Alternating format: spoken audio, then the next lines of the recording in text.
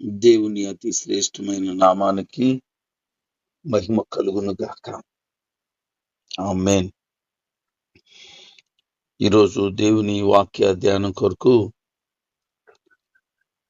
Hebrew పత్రిక 3వ అధ్యాయం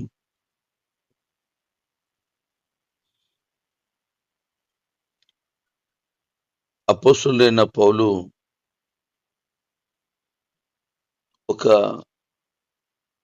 విషయాన్ని తెలియచేయటానికి దేవుని యొక్క బిడలు సత్యాన్ని గ్రహించటానికి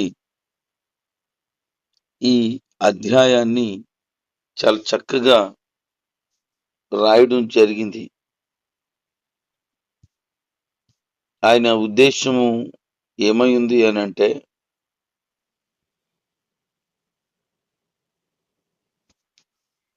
మోషే ఎలాంటి వాడో, యేసుక్రీస్తు ప్రభువారు ఎలాంటి వారో వారిద్దరిని కంపేర్ చేస్తూ ఈ యొక్క అధ్యాయాన్ని రాయడం జరిగింది. మొదటి నుంచి మనం చదివితే ఈ అధ్యాయం మాత్రమే గాక తర్వాత అధ్యాయంలో కొన్ని వచనాల వరకు కూడా అదే విషయం ముందుకు సాగుతూ ఉంటది. పరలోక సంబంధమైన పిలుపు పౌలుకి కలిగిందట. ఆయన చెప్తూ, పరలోక సంబంధమైన పిలుపును నేను పొందుకున్నాను, అందుని బట్టి ఈ విషయం నాకు అర్థమైంది అని సత్యాన్ని వెల్లడి చేస్తున్నాడు. మనుషులు ఎట్టి విధంగా నడుచుకోవాలో వివరిస్తూ ఉన్నాడు. విశ్వాసులు అందరికీ కూడా ఈ పిలుపు ఉందని, వారికి పరలోకం వెళ్ళటానికై ఇది సిద్ధపాటు చేయబడింది అని భక్తుడు చెప్తూ ఉన్నాడు. మోషే దేవుని ఇల్లు అంతటిలోనూ నమ్మకంగా ఉన్నాడట. అయితే యేసు ప్రభు వారి గురించి చెప్తూ, యేసు ప్రభు వారు ఆయన నియమించిన వానికి నమ్మకంగా ఉన్నాడని. మోషే అయితే దేవుని ఇంట్లో నమ్మకంగా ఉంటే, యేసుక్రీస్తు ప్రభు వారు ఆయన్ని ఎవరైతే పంపించారో ఆ తండ్రి అయిన దేవునికి నమ్మకంగా ఉన్నాడు అని చెప్తూ మాట్లాడుతున్నాడు. ఎందుకు ఈ విషయాన్ని ప్రస్తావన తెచ్చాడు? దేవుని ఇల్లు మోషేకు అప్పగించబడింది. అదే ఇశ్రాయేలు జనాంగం 40 సంవత్సరాలు అరణ్య ప్రయాణం. ఈ భయంకరమైన ప్రయాణం తినడానికి తిండి, ధరించడానికి వస్త్రాలు, త్రాగడానికి నీరు, వారి అక్కర్లు తీర్చబడే ప్రతి పరిస్థితి ఎదుర్కోవలసి ఉంది. వాటన్నిటిని ఎదుర్కొని ముందుకు సాగాలి అనంటే ఖచ్చితంగా వారికి పిలుపు ఉంటే తప్ప ఆ పని చేయలేరు. పిలుపు విషయమై నిశ్చయిత ఉంటే తప్ప ఆ పని చేయలేరు. అందుకే అందరికీ పిలుపు ఉంది పరలోకానికి వెళ్ళడానికి అని చెప్తూ, మోషే ఇంట్లో నమ్మకంగా ఉన్నాడు, ఇంటి మీద నమ్మకంగా ఉన్నాడు. కానీ యేసు ప్రభు వారు మాత్రం ఆయన ఎవరు పంపించారు, వారికి నమ్మకంగా ఉన్నాడు అని మాట్లాడుతూ మోషే కంటే గొప్పవాడు ఇక్కడ ఉన్నాడు. మోషే 40 సంవత్సరాలు పరిపాలన చేస్తే, యేసుక్రీస్తు వారు యుగ యుగములు పరిపాలన చేయబోతున్నారు. ఆయన 40 సంవత్సరాలు మాత్రమే నడిపించాడు. యేసుక్రీస్తు వారు మనల్ని మరణం వరకు కూడా తోడుగుండి నడిపించబోతున్నాడు. ఆత్మీయ సత్యాలను వెతకడం మనం ప్రారంభిస్తే అనేక విషయాలు బయలుపరచబడతాయి. దేవుని సేవ చేయడంలో కలిగిన ఆ నమ్మకత్వం, దేవుని కుమారుడని యేసు క్రీస్తు వారు కలిగిన ఆ నమ్మకత్వం సొంత ఇంటి మీదే ఉన్నది. మనం అంతం వరకు ఎదురు చూడగలిగిన హృదయం ఉండగలిగితే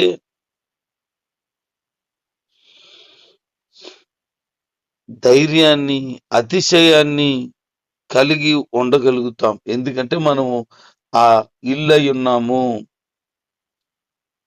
కట్టబడుతున్నటువంటి ప్రతి నిర్మాణం ఎవరి వలనో ఒకరి వలన అది కట్టబడుతుంది. అయితే దాన్ని చూసిన తర్వాత ఘనత ఎవరు కలుగుతుంది?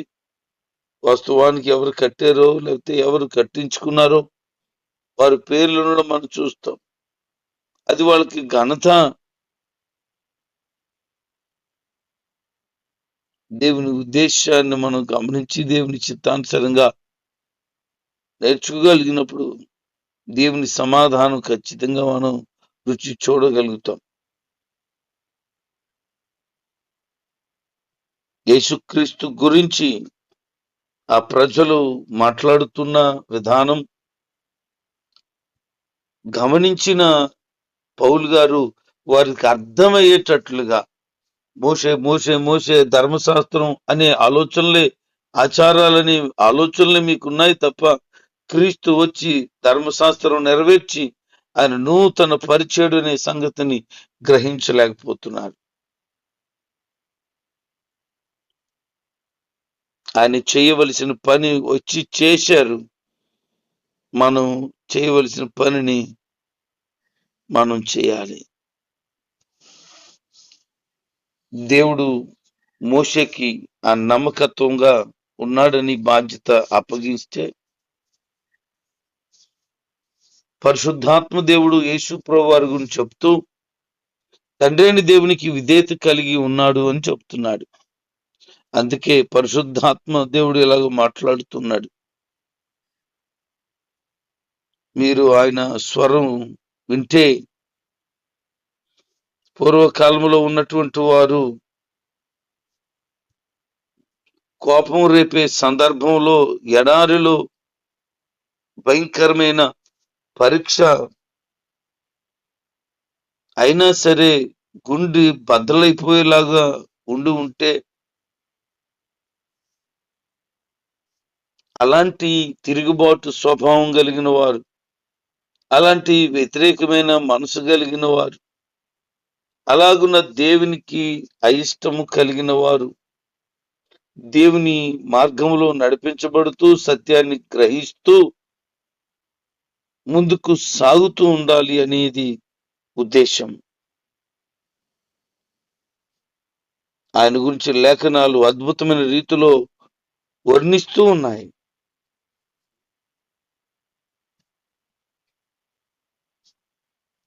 ఏం మాట్లాడుతున్నారు అనంటే కీర్తనలో 95:7-11 వచనాలు మనం చదివితే ఆయన ఒక తరం అంతా తాము దేవుని ఇంటివారమని చెప్పుకుంటూ కూడా అపనమ్మకం విషయంలో దోషులై దేవునికి అపనమ్మకమైన విషయంలో దూరమై దేవుని వాగ్దాన విషయంలో దూరమై ఉండిన సందర్భంలో దేవుడైన యేసుక్రీస్తు ప్రభువారు వచ్చి ఆయన వైపు ప్రజలను తిప్పారు. అందుకనే మీరు ఆయన శబ్దాన్ని విన్నారు, అరణ్యంలో కేక వేసే శబ్దాన్ని విన్నారు. అందుకని మీ హృదయాలను కఠిన పరచుకొనకుడి అంటున్నాడు. దేవుని వాక్యం వినేటప్పుడు ఎప్పుడు కూడా హృదయాల్ని కఠిన పరుచుకోకూడదు.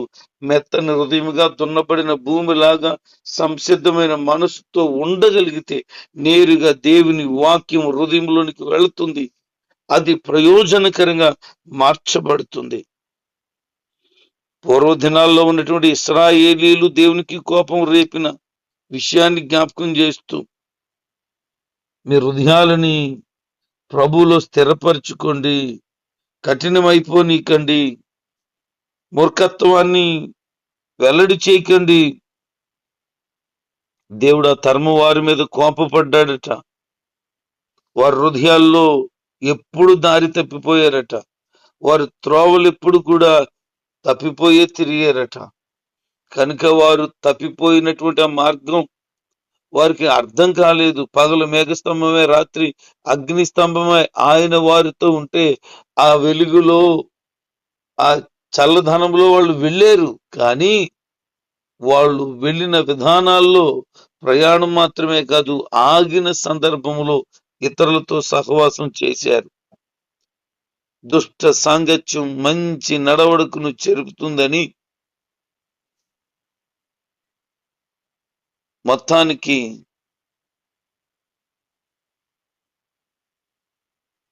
దుష్టత్వపు మనసుతో ఉండినటువంటి, తిరుగుబాటు స్వభావం కలిగినటువంటి వారితో 40 సంవత్సరాల ప్రయాణం సాగిస్తే వాళ్ళలాగా మీరు ఉండవద్దు, వాళ్ళలాగా తిరుగుబాటు చేయొద్దు, వాళ్ళలాగా సనగవద్దు, అవిధేయత కలిగిన వారిగా ఉండవద్దు అని ప్రభు లేఖనాలు సెలవిస్తున్నాయి. వారు త్రోవ తప్పిపోయారట. ఆయన నేనే మార్గం అని చెప్తున్నాడు. ఇక మీదట త్రోవ తప్పిపోయే పరిస్థితి మనకి లేదు. ఆయన మనకు మార్గమై, మార్గములో దీపమై, మన పాదములకు రాయి తగలకుండా మనల్ని నడిపించే ఒక గొప్ప నాయకుడై ఉన్నాడు. కాబట్టి ఇక మీదట మనం త్రుటిల్లు పడము, ఇక మీదట బలహీనమవు, ఇక మీదట మనం కృంగిపోము, ఇక మీదట మనం వేజారిపోము. ప్రభు యొక్క కృపకు పాత్రులుగా ముందుకు సాగిపోగలుగుతాము. దేవుని కోపం వారి పట్ల రగులుకుంది. ప్రభు చెప్తున్నాడు, మీరు ఏ మాత్రం కూడా కనానులో ప్రవేశించరు, అనగా విశ్రాంతిలో ప్రవేశించరని దేవుడు మాటిచ్చాడు. అందుకని అరణ్యములో 20 సంవత్సరాలు పైబడిన వారందరూ కూడా నశించిపోయారు. కేవలము యెహోషువ, కాలేబులు మాత్రమే వయసు పెరిగిన వారు కనానులో అడుగుపెట్టారు. మిగతా వారందరూ కూడా అరణ్యములో రాలిపోయారు.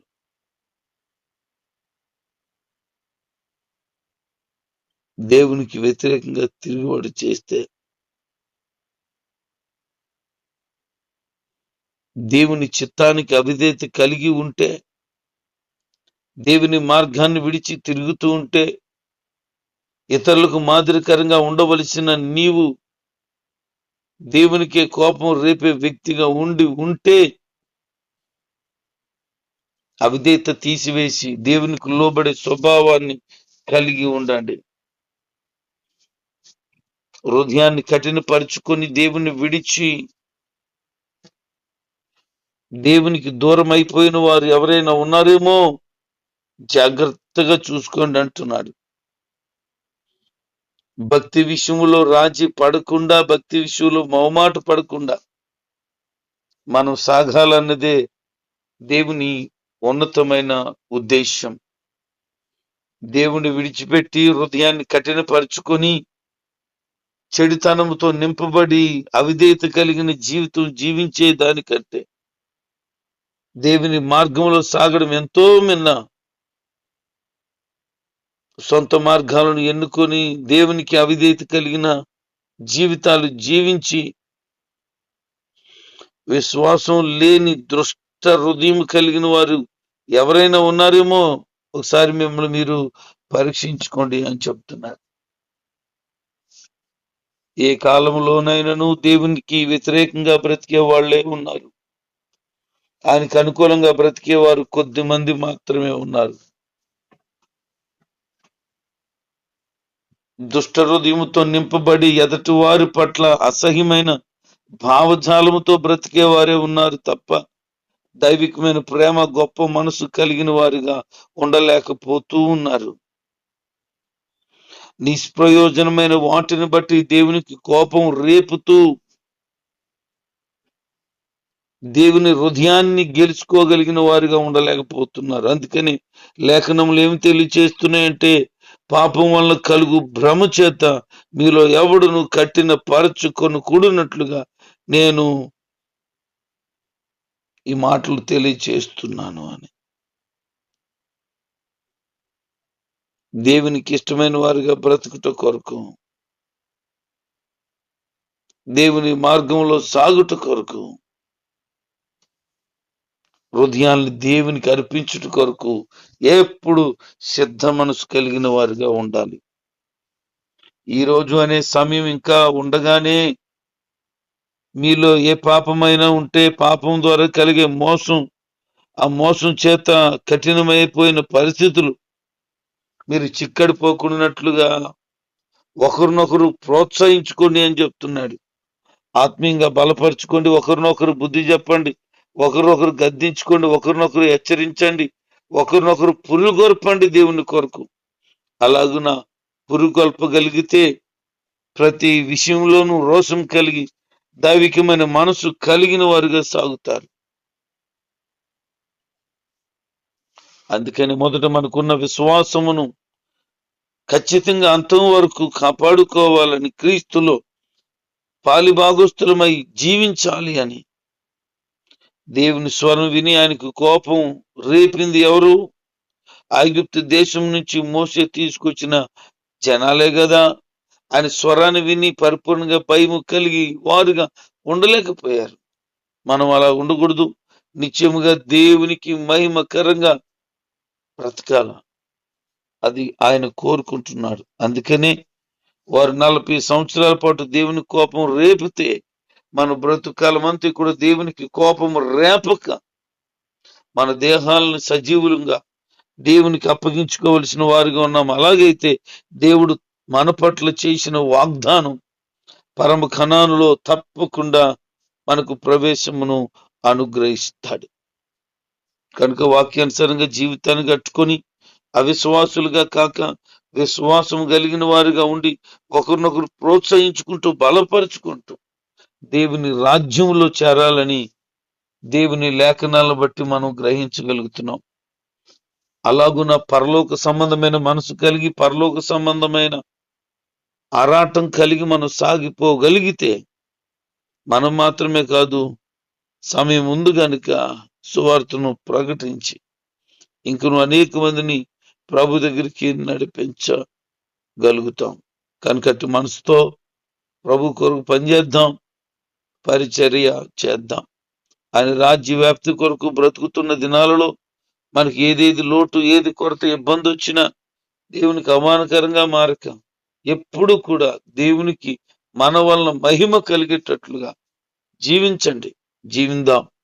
అట్టి భాగ్యం, అట్టి ధన్యత ప్రభు అందరికీ నిశ్చయముగా దయచేయునుగాక. ఆమేన్.